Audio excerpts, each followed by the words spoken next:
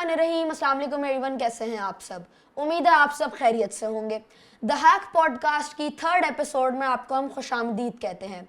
जिस तरह मोतियों के हार को बनाने के लिए मोतियों की ज़रूरत पड़ती है, उसी तरह पाकिस्तान के नाम के साथ पाकिस्तान से जुड़ी कुछ चीज़ों को मुकम्मल करने के लिए कुछ शख्सियात और ख़ानदानों के नाम उतने ही ज़रूरी होते हैं जितने मोतियों वाले हार के लिए मोती।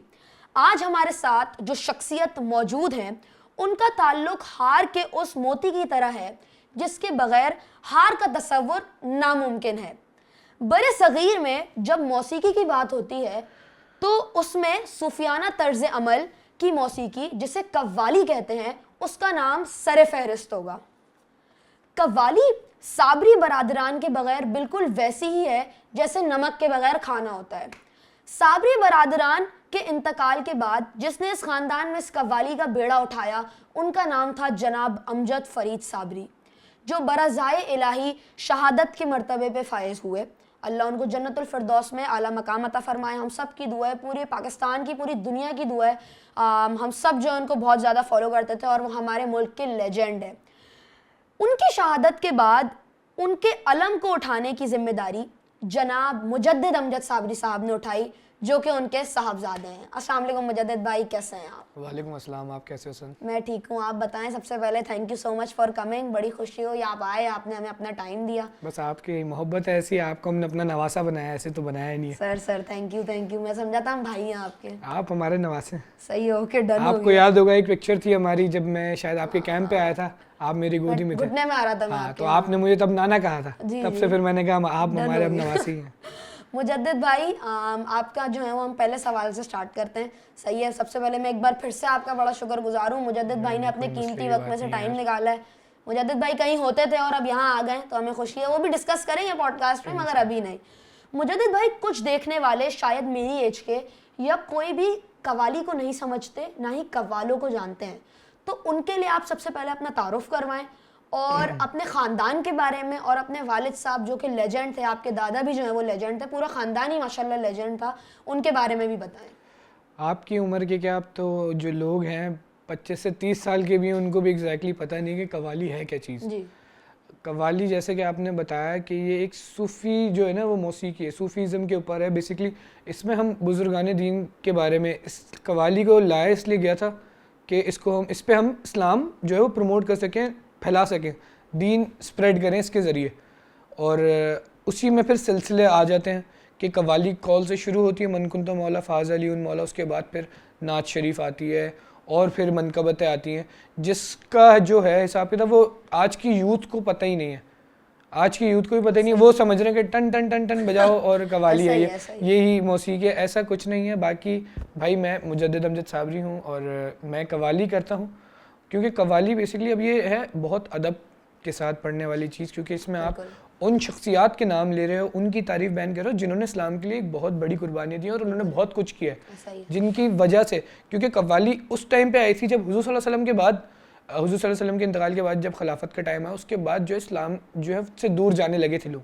फिर जब बुजुर्गान दीन थे, उन्होंने देखा ये निकली जो चीज़ थी कव्वाली, वो निकली हिंदुइज़्म से थी, कि जब वो अपनी करते थे, बुतों की पूजा करते थे, तो उसमें भजन वगैरह शायद गाया जाता था। तो हमारे जो बुज़ुर्ग थे उन्होंने ये चीज़ देखी। अब अक्सर लोग इसको गलत समझते हैं कि आप नहीं बजाने, आप इसका वो देखें ना, मकसद देखें इसके कि की क्यों जा रही है ये जी। आप ये ना देखें कि ये एक गलत है, ये आप इसका मकसद देखें कि की जा रही। चले, हाँ, जहाँ तक बात दूसरी, मैंने पहले भी एक चीज़ क्लियर कर चुका हूँ कि गज़ल और कव्वाली डिफरेंट चीज़ है। बिल्कुल। और अगर चाहिए कि आप कव्वाली के लिए बुला रहे हो तो कव्वाली सुनो, कव्वाली सुनो। अक्सर हम प्रोग्राम में जाते हैं जी, वो कहते हैं आप हमद पढ़ें, उसके बाद फिर गाने शुरू कर दें। अब गज़लियात का भी नहीं बोलते, काली काली जुल्फ़ें भी। अब गज़लियात की भी बहुत दूर की बात है। गज़लियात तो सुनते ही हैं, जो 3-4 कलाम मशहूर हैं, जो गज़ल के हैं वो मशहूर हैं, लेकिन उसके बाद अब क्या डिमांड है, अब तो गाने ही गाओ आप, के जो बेसिकली सॉन्ग्स हैं, गज़लियात भी। मैं जो अपना सवाल करने वाला था, उससे पहले ही मैं एक सवाल कर लेता हूँ जो मेरे जहन में था। मुजद्दिद भाई, आजकल के टाइम पे कव्वाली जो है वो समझी जाती है, मतलब जो भी तकरीबात हैं हम देखते हैं, मैं काफ़ी इवेंट्स में भी ऐसे गया हूँ जिसमें वो कहते हैं कि कव्वाली नाइट हमने रखी हुई है, और जब हम उसमें जाते हैं तो हम देखते हैं कि वो उसमें नाच गाना हो रहा है, वही जो मैंने बोला काली जुल्फों के, बस उसमें लोग जा रहे हैं खुश, भाई फुल पागल हो गए, पता नहीं क्या हो रहा है, फुल खुशम खुश ना। तो ये क्या सीन है, इसके बारे में आपकी क्या राय है, ये सही है ये गलत है?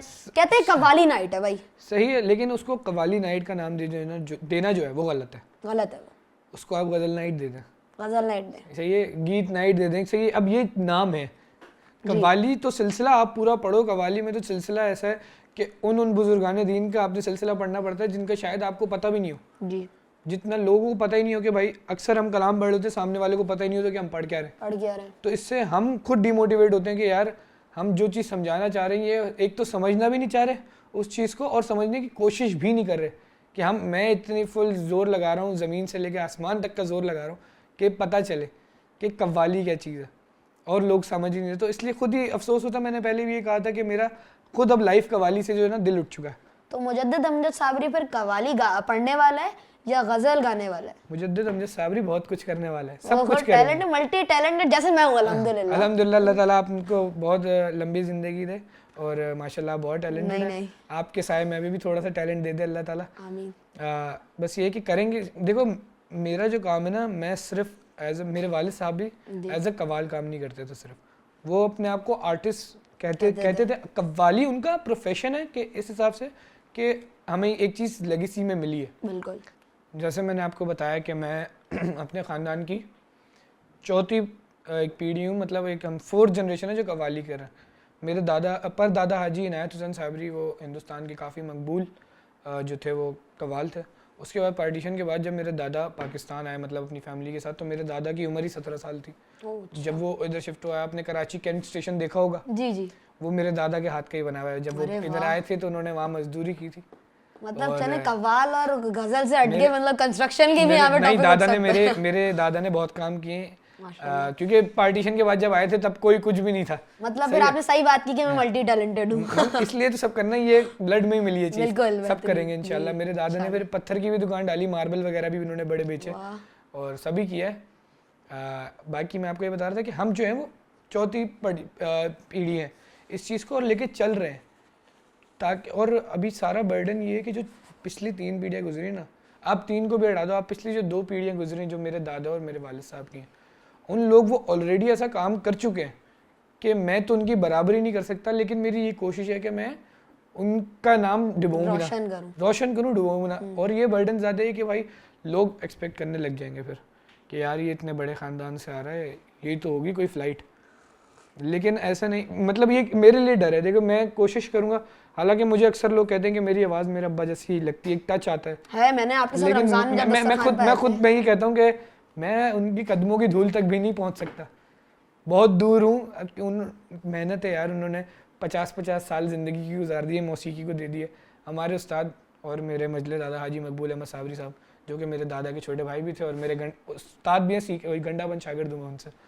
तो वो कहा करते थे कि मौसीकी एक इतना बड़ा दरिया है, मौसीकी इतना बड़ा एक समंदर है कि आप वो उनको जो है वो शहंशाह गज़ल कहा जाता था, कव्वाली कहा जाता था, और उनको कोयल की आवाज़ का खिताब दिया गया था। वो कहते थे कि मुझे अपने इंतकाल से पहले वो कहते थे मुझे इतना सा आ गया है, अब एक इतना बड़ा समंदर है, उसमें से मैं इतना सा जान चुका हूँ। तो फिर बताएं हम तो इसके अंदर भी कितने ही होंगे, कब पहुँचे ही नहीं होंगे वहाँ तक। बिल्कुल बिल्कुल।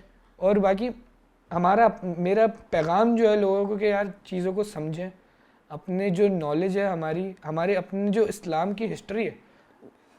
अर्तगुल आया ड्रामा सही है, मैंने देखा नहीं है, लेकिन चलो लोगों तक हमारी इस्लाम की हिस्ट्री तो पहुंची, हमारे जो पहुंची तो सही, जिनको नहीं पता था कम से कम उन्होंने ड्रामे की सूरत ट्रेंडिंग है। हाँ, वो कितना मशहूर हुआ। हालांकि वो मैं बता रहा हूँ एक चैनल उर्दू 1 करके आता था, वो पता नहीं कब से चल रहा था उस पर, लेकिन वो बहुत टाइम से चल रहा था drama. Pakistani channel Urdu dub में पाकिस्तानी चैनल वो चलता था, लेकिन वो मशहूर कब हुआ? लॉकडाउन के अंदर। वो फारिग थे, सब ने नई नई चीज़ें डिस्कवर की। लेकिन इससे अच्छा ये हुआ कि भाई हमारा ही फ़ायदा हुआ ना, हमें ही अच्छा लगा कि यार चलो लोगों को पता चल रहा है कि सल्तनत उस्मानिया क्या थी और कैसे हम मुसलमान लोग यहाँ पर आए। वैसे ही हमारा ये काम है कि हम आज भी बस एक हमारा तरीक़ाकार ये है कव्वाली का, म्यूज़िक का, जिससे हम लोगों को इस्लाम पहुंचा रहे हैं। और मेरे वालिद साहब ने फ्रांस के अंदर 450 अंग्रेज़ों को कलमा पढ़ाया था। अरे वाह। और उसमें से कुछ लोग ऐसे थे कि 3 से 4 लोग जो कि बैक स्टेज आके बाकायदा मुसलमान हुए उनसे, अरे यार, क्योंकि उन्होंने यही उनके अल्फाज थे कि आपने जो पढ़ा है हमें समझ कुछ नहीं आया, लेकिन आप जो पढ़ रहे थे ना वो हमारे दिल को लग रही थी, और जो ना एक अजीब सी कैफियत हो गई। वो पढ़ रहे थे या मोहम्मद नूर मुजस्सम, अब हुजूर का नाम लिया जा रहा हो तो किसके रोंगटे नहीं खड़े होंगे। बिल्कुल। बस तो ऐसे इसी हिसाब से उन्होंने फिर कहा, उनसे फिर वालिद साहब ने मेरे उनको समझाया कि भाई ऐसे ऐसे है, अब आप बताएं, अगरचे कि आप अपनी मर्जी से होना चाहते हैं तो मैं ये कलमा है हम आपको पढ़ा देंगे। बाकी उन्होंने अल्हम्दुलिल्लाह इस्लाम भी कबूल किया, और अब अल्हम्दुलिल्लाह वो इस्लाम की जो पाथ है उसी पे चल रहे हैं। सुभान, बेहतरीन, सुभान अल्लाह। मुजद्दिद भाई, क्या आपको आपके दादा याद हैं? नहीं यार, मेरे दादा का इंतकाल तभी हो गया था जब मेरे वालिद साहब शायद मेरी एज के होंगे। अच्छा, मतलब आपने उनका टाइम तो फिर गुजारा ही नहीं ना? गुजारा ही नहीं, मैंने लाइव ही नहीं देखा उनको टाइम क्या मतलब फिर आपने हमारी तरह जो ऑडियंस हमें देख रही है उनकी तरह फेसबुक पे पिक्चर्स वीडियोस में ही देखा है ना? वीडियोस जो एल्बम पड़ी है हमारे घर के अंदर, जो पुरानी तस्वीरें हैं और जो डीवीडीज हैं उनमें ही देखा है बस, और जो यूट्यूब पे कवालियां वगैरह पड़ी वैसे लाइव। मुजद्दिद भाई, कुछ अपने बारे में बताएं, आप आजकल क्या कर रहे हैं, आपकी आजकल क्या मसरूफियात हैं? यार मैं पढ़ भी रहा हूँ साथ साथ, और कवाली प्रोफेशन भी कर रहा हूँ। अच्छा। और अभी मैंने जैसा आपको बताया कि हर चीज़ में हाथ देने की आदत सी लग गई है अब, तो इंशाल्लाह अभी बिज़नेस की साइड भी थोड़ा सा रुझान है कि कुछ ना कुछ करेंगे। और ये कि मैं अभी हूँ A-levels कर रहा हूँ, A2 के अंदर हूँ, आखिरी साल है, और बस अल्लाह ताला बस ये जल्दी जल्दी जान छुड़ाए। बहुत छोटे हैं यार आप, इतने छोटे क्यों? आप अपनी उम्र बताएं। बोल कौन रहा है तो देखो। सब मेरे यही आगे बोलते हैं, बोल करना, पहले मास भाई ने बोला, अब आपने बोला। नहीं यार, बस अल्लाह ताला आपको तो खुश रखे। मेरी उम्र अभी 19 है, लेकिन मैं लगता 4 बच्चों का बाप, मैं पहले भी ये चीज़ बोल चुका हूँ, और जिस चीज़ का मैं बड़ा शुक्रगुजार हूँ कि अल्लाह ताला ने बुजुर्गी दी। मैंने तो अभी कलर किया हुआ, वरना बाल भी सारे सफ़ेद हैं मेरे। जब मैंने मुजद्दिद भाई से पहली बार मिला था ना, मैंने उनको सबसे पहली बात ये बोली थी, जिस पर हमारा अभी पॉडकास्ट स्टार्ट हुआ है, कि मेरे नाना है। सही बात ये हुई थी, क्यों हमें तो पता ही नहीं था ये 19 साल के हैं। ये तो फिर आज बात खुली आप लोगों के सामने कि आप 19 साल के हैं। 19 साल का हूँ। बाकी लोग अक्सर समझते हैं कि ये झूठ बोल रहा है या वो एज छुपा रहा है। मुझे कोई शौक नहीं है, मुझे तो हालांकि बचपन से अपनी एज बढ़ा के बताने का शौक था, कि जब मैं 4 क्लास में होता था तो मैं सब बच्चों को बोलता था हाँ मैं 12 साल का हूँ, बताओ कोई करना है तो। अल्हम्दुलिल्लाह हाइट वाइट थी बचपन से ही, तो ये कि मुझे तो बढ़ा के बताने का शौक हुआ, कभी छुपाने की इसमें कोई बात ही नहीं है। अक्सर पुराने ख्यालात, मेरा ख़ानदान तो आज भी मुझे शायद 13-14 साल का ही समझता है, उनको लगता ही नहीं कि हम बड़े हो गए। लेकिन ये कि अब हम इतने बड़े भी नहीं हूँ मैं, लेकिन मुझे फ़ायदा इस चीज़ का है कि मैंने 14-15 साल की उम्र में ही रोड पे गाड़ी चलानी शुरू कर दी थी, क्योंकि कोई पूछने वाला नहीं था, मैं लगता बड़ा था तो कोई पूछता नहीं था, तो कोई रोकता नहीं था। रूल्स एंड रेगुलेशन हम सारे फॉलो करते थे। सब खोल दिया यार मुजद्दिद, सारी राज खोल दी मुजद्दिद भाई ने। हाँ, मुजद्दिद भाई, कुछ चीज़ें ब्लड से आती हैं, मेरे अंदर भी कुछ चीज़ें ब्लड से आई हैं, आपके अंदर, सबके अंदर कुछ ना कुछ ब्लड से आता है। आपके घर में मौसीकी रुझान रहा है, यकीनन आपके अंदर भी उसका रुझान होगा, और अगर रुझान है आपका तो आप इसकी कोई तालीम हासिल कर रहे हैं? माहौल अगर देखा जाए तो जैसे मतलब मेरे घर का था, जब मेरा वालिद साहब का इंसिडेंट हुआ था तो मेरी उम्र थी 13 साल का था मैं तो। और उससे पहले मैं मौसीकी क्या गाने और कुछ इंस्ट्रूमेंट इन सब से बहुत दूर था, बिल्कुल भी शौक नहीं था करने का। अब्बा से गालियाँ भी खाई हैं, इन सेंस ऐसे नहीं, लेकिन कुछ इवेंट्स पे ऐसे होते थे जो अच्छे इवेंट्स होते थे, उसमें हमारी बाकायदा पूरी फैमिलीज़ वगैरह जाया करती थी, तो उसमें मेरे भाई वगैरह बैठते थे स्टेज पे। मैं हूँ थोड़ा सा शाय किस्म का आदमी, तो इसलिए मैं बैठता नहीं था, स्टेज फेस नहीं किया जाता था मुझसे।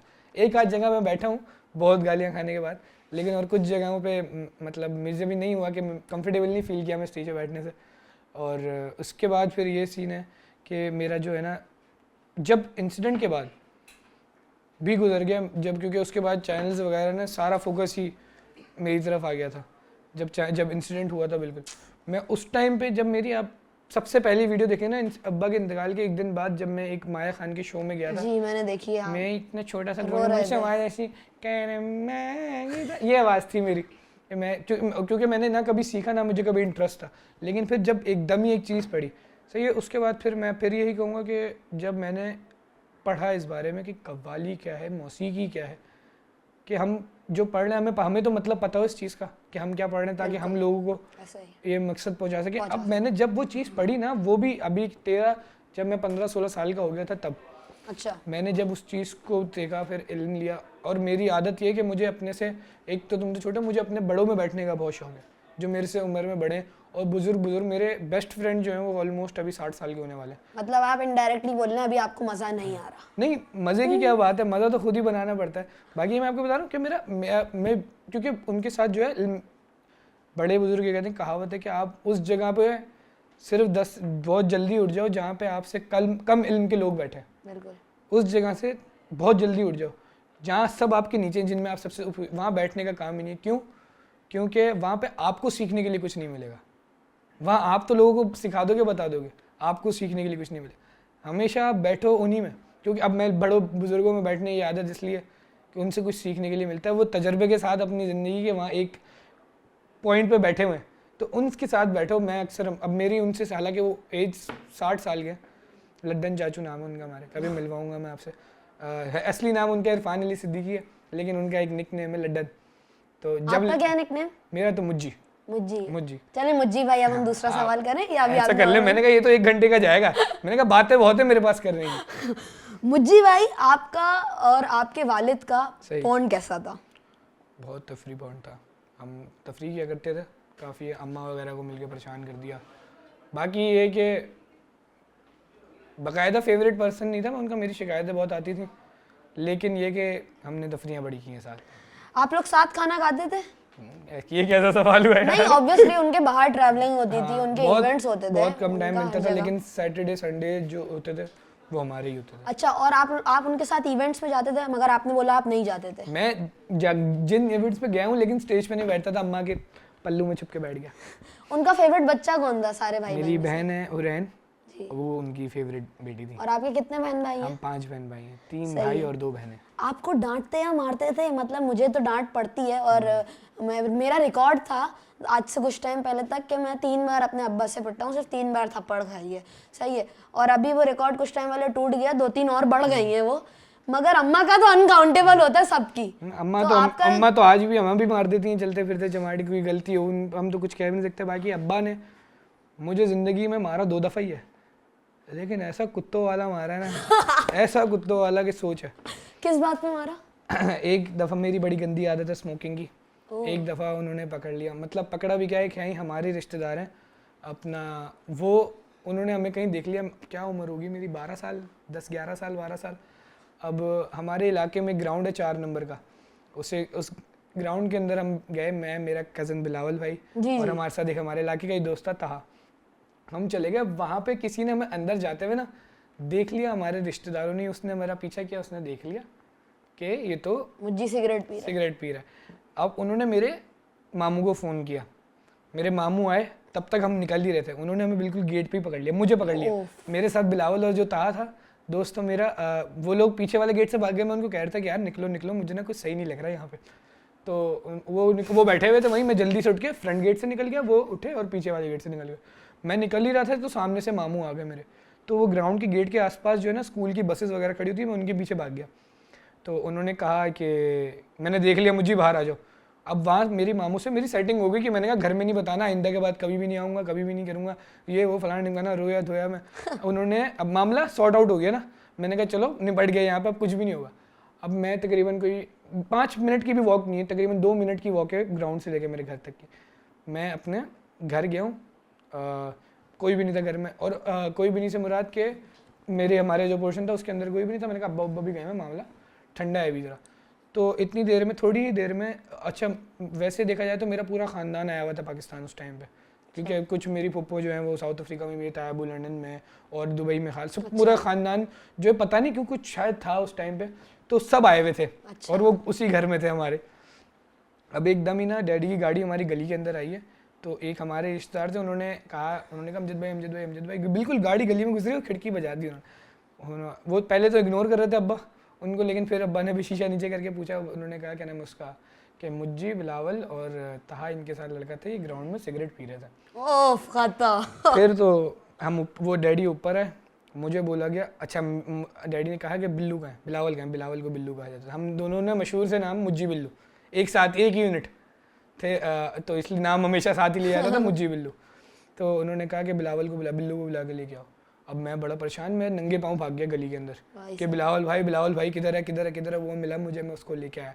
अब हम बैठे में बेड के ऊपर ना कि डैडी जो है वो कुछ बात करेंगे। मुझे शक तो हो गया था, हम भी इतने बेवकूफ़ तो नहीं थे, लेकिन अब बैठना तो था ही। अगर आपको ऐसा लगा वो समझा रहे होंगे, चलो प्यार से खत्म। अब हम बैठे सही है। मैं बेड पे बैठा हूँ, टांगे लटका के, बिलावल भाई इधर बैठा हुआ मेरे, इधर वालिद साहब बैठे मेरे, सही है, और पीछे बिलावल भाई के अब्बू लेटे हुए बेड पे। अब 4 लोग हैं एक कमरे के अंदर और हम बात कर रहे हैं ज़रा इस चीज़ के ऊपर। डैडी ने हमसे सवाल पूछा पहला कि ग्राउंड में क्या कर रहे थे। अच्छा, फंस गए। अब हम यहाँ पे बड़ा परेशान। उन्होंने एक दफ़ा पूछा, दूसरी दफ़ा पूछा, तीसरी दफ़ा उन्होंने पूछा ग्राउंड में क्या कर रहे थे। तो अज्जू बाबा जो थे, जो बिलावल भाई के वालिद साहब थे, वो उठ के बैठ गए, हाँ भाई क्या कर रहे थे, क्या खेल रहे थे, बता दो। जो पूछ रहा उनको पता ही नहीं था कि क्या हुआ। उन्होंने कहा भाई ये सिगरेट पी रहे थे। हम 12 13 साल के बच्चे, और उन्होंने कहा कि भाई ये सिगरेट पी रहे थे। अज्जू बाबा भी गुस्सा होकर बैठ गए, उन्होंने भी कहा कि भाई ये क्या सीन है। फिर डैडी ने उतारी चप्पल। पहले तो उन्होंने अपनी साइड टेबल पे से सिगरेट का पैकेट उठा के मेरे मुंह पे मारा। उन्होंने कहा पी, मेरे सामने पी। और बिलावल साबरी मुझे क्या कह रहे हैं, पकड़ ले। बिल्कुल मेरे बराबर बैठा हुआ एक ऐसे मुझे ठोकर कह रहा है कि पकड़ ले। अब मैं क्या करूं इस सिचुएशन के अंदर, मुझे खुद समझ नहीं आ रही। पकड़ लेते, आपने वैसे ही पी गए थे आप। अबे मसला समझो ना जरा। अब इतनी देर में उन्होंने उठाई चप्पल, पहनते वो हल्की सी थी चप्पल, उन्होंने चप्पल उठाई, हमें मारा, एक एक दो दो चप्पलें मारी। सही है। पिटाई किसकी हुई ज़्यादा? तीसरा लड़का जो तहा हमारे साथ गया था, या अल्लाह। उसके साथ ये हुआ कि जब, क्योंकि नाम तो तीनों का, जब डैडी नीचे उतरे, अब वो सब हमारा पुराना सा इलाका ही है, तो डैडी ने पूछा, बाइक पे बैठा हुआ था, सामने घर से उतरते सामने ही घर था उसका बिल्कुल। तो डैडी ने पूछा तहा कौन है? जी अमजद भाई मैं। बाइक पे टक चपेड़ मारी उसके मुंह के ऊपर, वो बाइक से नीचे गिरा है और वहीं से उसका गिरवान पकड़ लिया, फिर उठा के ऊपर लिया है, उसको मारा एक दो। जब इतनी देर में रश वश लग गया सब, उसके अब्बा उब्बा भी आ गए, फिर बहुत देर मार पिटाई हुई, मामला जो है वो सॉर्ट आउट हो गया। उसके बाद फिर जब दूसरी पिटाई, जब मुझे कुत्तों वाली पिटाई पड़ी ना, वो झूठ बोलने पे, क्योंकि हम क्रिकेट के भी ख्वार थे। अब क्रिकेट खेलने कहाँ जाना था? उसी ग्राउंड में जिस ग्राउंड में हम सिगरेट पी रहे थे। या अल्लाह। लेकिन उस ग्राउंड में सिगरेट पीने के बाद जो है एंट्रेंस बंद हो गई थी हमारी, कि जाना ही नहीं, आस पास नहीं भटकना उस ग्राउंड के। लेकिन फिर भी हम जो है पहुँच गए, झूठ बोल के। झूठ से बहुत, झूठ बड़ी सख्त नफरत थी।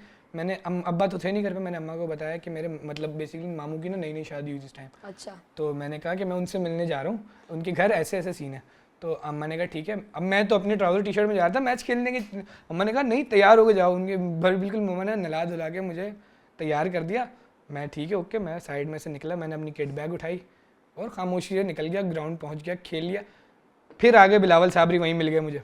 बिलावल साबरी ने वहाँ मुझे देख लिया। मैंने कहा तू डैडी को मत बताइयो कि मैं यहाँ, किसी को भी घर में नहीं बताना कि मैं यहाँ आया था, मैं घर में वहाँ बोल के गया था। तो उसने बोला हाँ इजी डन सीन है, कोई मसला ही नहीं, कोई मसला ही नहीं। मैंने कहा ठीक है। अब मैं गया, मैंने मैच वैच खेला पूरा। मैं मामू के घर गया, मैच खेलने के बाद अपने आप को फ्रेश किया, किट बैग वहीं रखा, नहा मतलब वापस साफ़ सुथरा हुआ और घर पहुँच गया।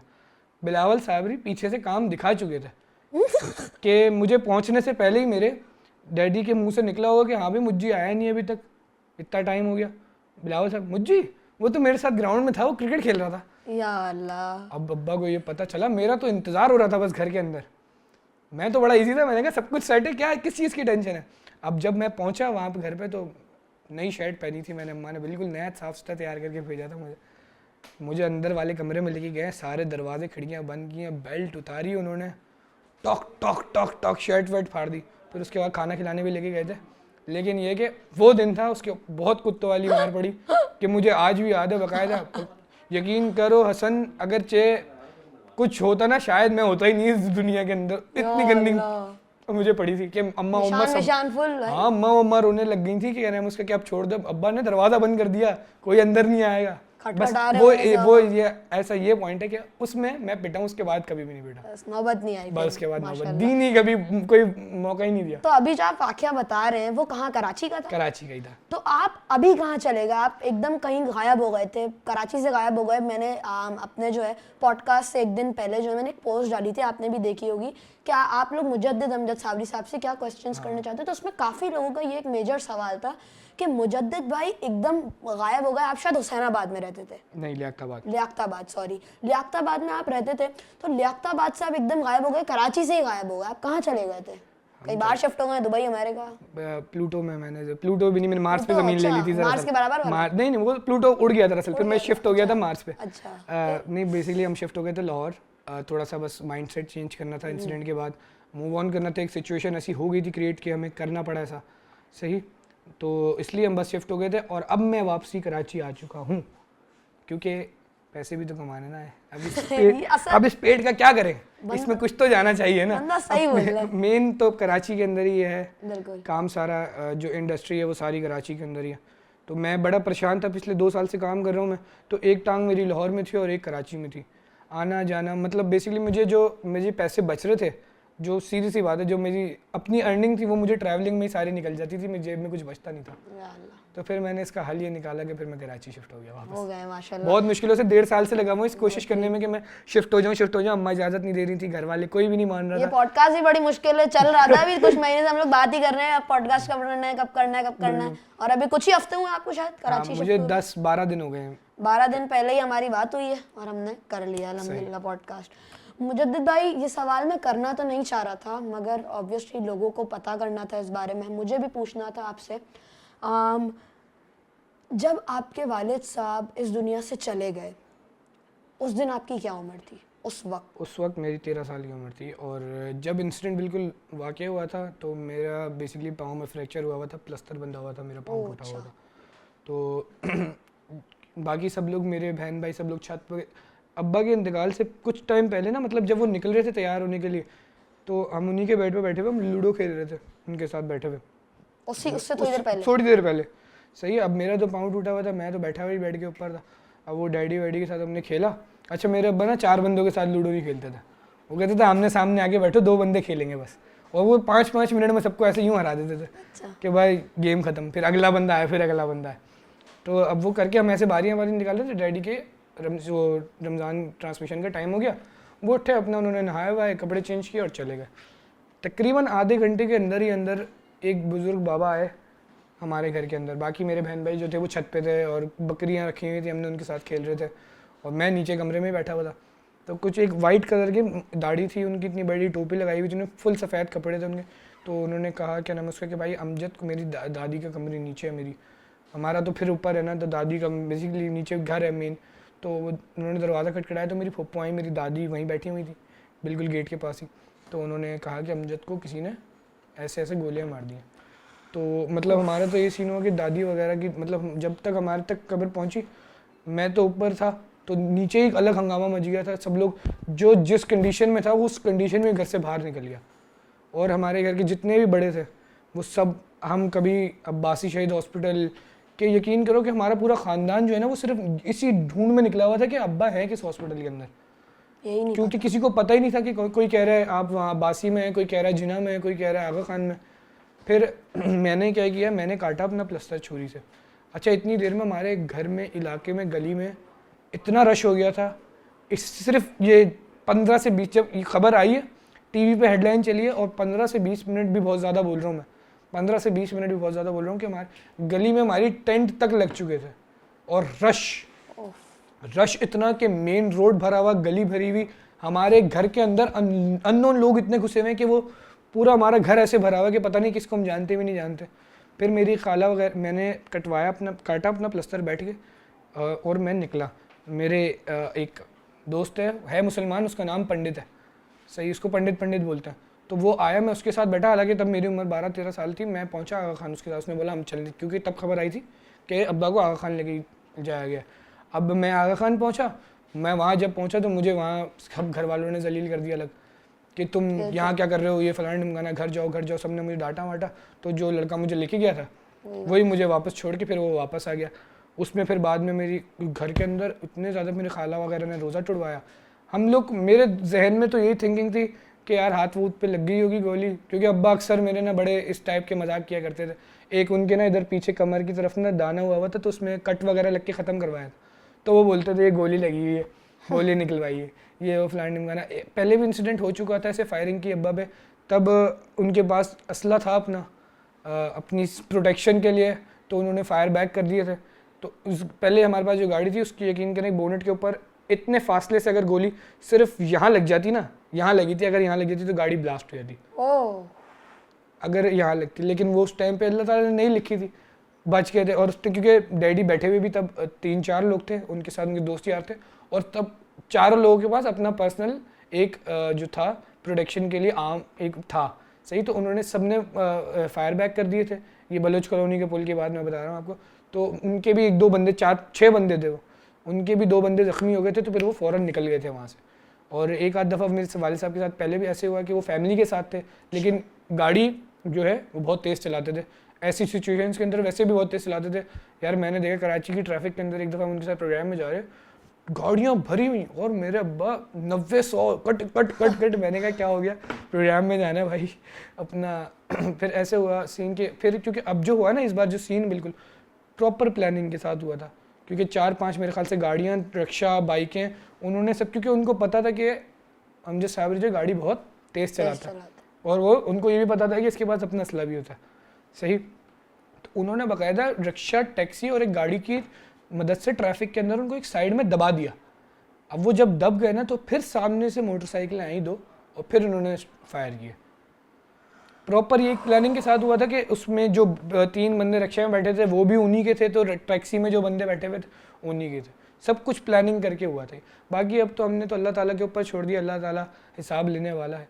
बाकी क्या ही कह सकते हैं। मुझे दिल भाई बड़ा दुख है इस बात का, और मेरी भी दुआ ये है, सबसे दरख्वास्त करूँगा कि आप भी दुआ करें अमजद अंकल की मगफिरत के लिए, अल्लाह उनको जन्नतुल फिरदौस में आला मकाम अता फरमाए। मुजद्दिद भाई, उस दिन आपने बताया तो सारा सिनेरियो तो आपने बता दिया, यही मेरा नेक्स्ट सवाल था, मगर उस दिन स्पेसिफिकली जब आपको पता चला, आपने बताया कि मुझे ऐसा लग रहा था कि वो मजाक किया होगा, कोई मजाक मस्ती चल रही होगी। मेरे पॉइंट ऑफ व्यू था, मेरा दिमाग में था कि हम हॉस्पिटल जाएंगे भी तो ऐसे ही बैठे होंगे कि लग गया, हाथ पे पट्टी होगी, पाँव पे पट्टी होगी कि लग गया, एक तफरी वाला ही माहौल होगा। लेकिन ऐसा नहीं हुआ। बाकी अल्लाह ताला देखो लिखा हुआ है, मौत बरहा के लिखी हुई है। तो जब आपको पता चल गया कि अब हो गया है और फायर मारे हैं किसी ने उनकी गाड़ी पे और वो शहीद हो गए, आपकी क्या सिचुएशन थी? यार हमें कुछ समझ ही नहीं आ रहा था, हम अपनी सेंसेस में नहीं थे। जब एक दफ़ा ये न्यूज़ पता चली ना, उसके बाद तो फिर समझ लो कि मेरा पूरा ख़ानदान मेंटली डिस्टर्ब हो गया था कि हम सही में अब नॉर्मल हुआ ख़ानदान लग रहे थे। किसी को कुछ नहीं पता, कोई जैसे जिस कंडीशन के अंदर हालत में घर में बैठा हुआ था ना, अब मेरी वालदा वगैरह बगैर दुपट्टे ऐसे ही निकल गए। मेरे चाचू ने बनियान पहनी हुई थी और ट्राउज़र पहने हुए थे, वो उसमें बाहर निकल गए।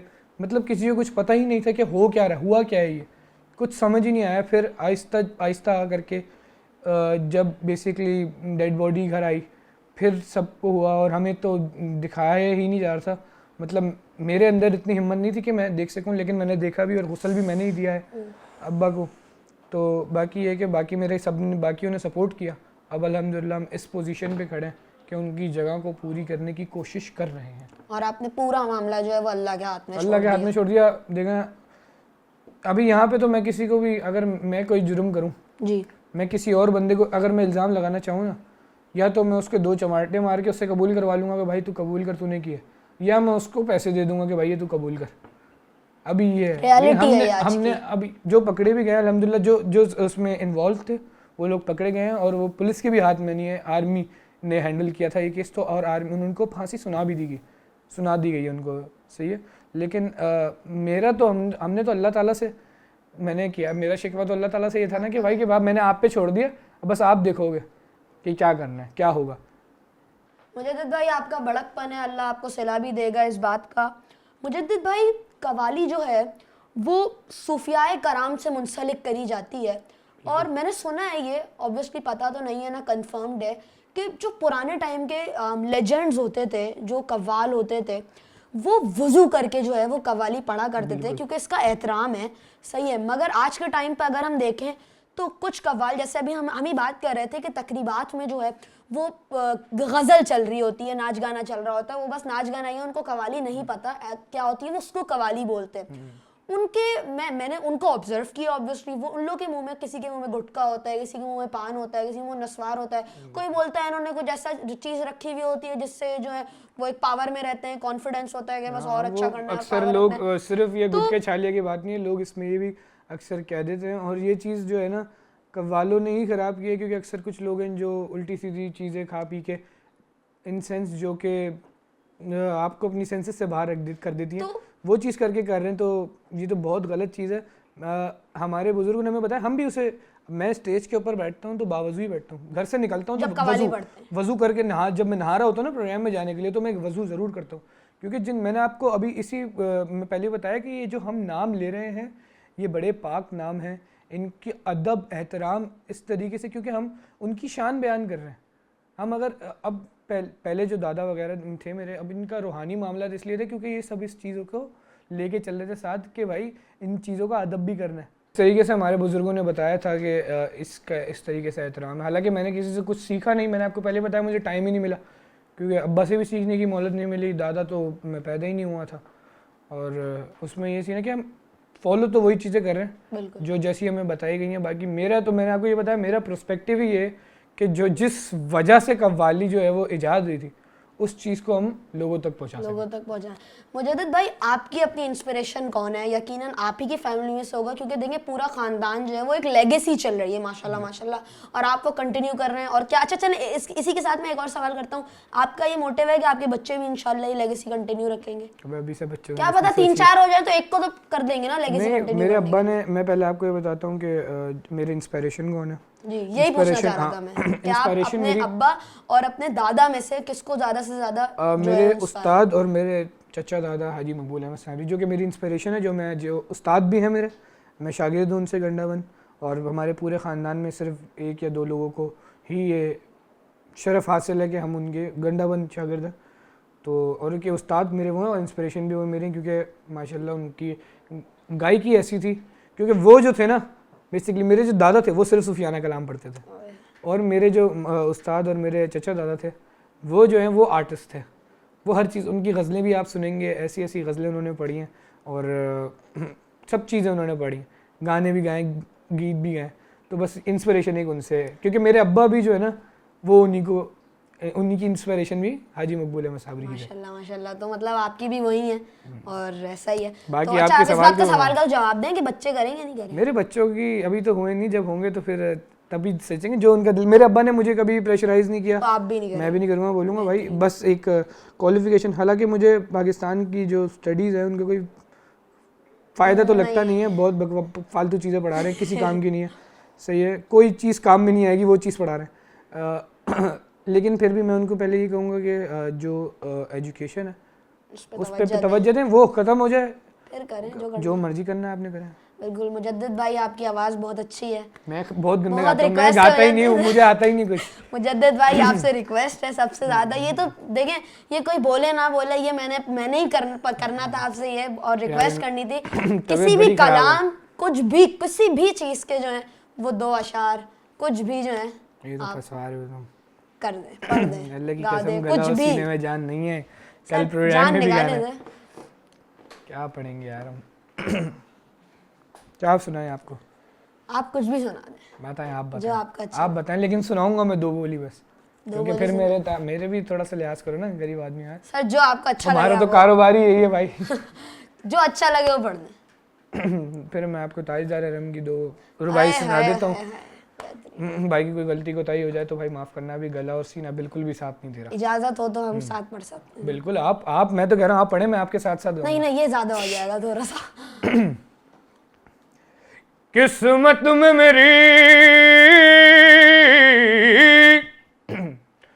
चैन से जीना लिख दे, डूबे न कहीं मेरा सफीना लिख दे, तो जन्नत भी गवारा, जन्नत भी गवारा है मगर मेरे लिए, ऐ कातिब तकदीर मदीना लिख दे ये ताजदारे हरम हरम हरम। जज़ाकल्लाह। बस अब मेरे पास वर्ड्स नहीं है, ना आगे कुछ सवाल ना कुछ। इसी के साथ आज का पॉडकास्ट हम एंड करते हैं। उम्मीद है आप सबको पसंद आया होगा। मुजद्दिद भाई बड़ा अच्छा टाइम गुजारा हमने, इसी बात पे हाथ तो मिला लें। मुजद्दिद भाई जाने से पहले WB भाई हिमानी की तरफ से आपके लिए एक गिफ्ट है। ये तुम हमेशा ऐसे किस देते हो, क्या देते? सिस्टम तुमने सीन क्या डाला हुआ है इनके बस, साथ, पहले ये बताओ। बस इनसे बहुत अच्छे जो है वो WB हिमानी ताल्लुकात हमेशा अच्छा सपोर्ट करते हैं और अच्छे ताल्लुकात भी हैं, बहुत तो ये आप ले शुक्रिया लें। भाई, बहुत सही शुक्रिया है आपका। मुजद्दिद भाई, thank you so much for coming. आप सबका बहुत शुक्रिया हमारे इस पॉडकास्ट को देखने का, सारी एपिसोड्स को आप लोग सपोर्ट करें। इंशाल्लाह और भी एपिसोड्स आप सबके लिए आएंगी। मुजद्दिद भाई फिर से एक बार बहुत शुक्रिया आपका आने का। अपने होस्ट हसन अदील को इजाज़त दीजिए और अपने गेस्ट मुजद्दिद अमजद साबरी को भी इजाज़त दीजिए। अपना खास ख्याल रखिए, दुआओं में मुझे याद रखिए। द हैक पॉडकास्ट की नई एपिसोड में इंशाल्लाह आपसे मुलाकात होगी। फ़ी अमान अल्लाह।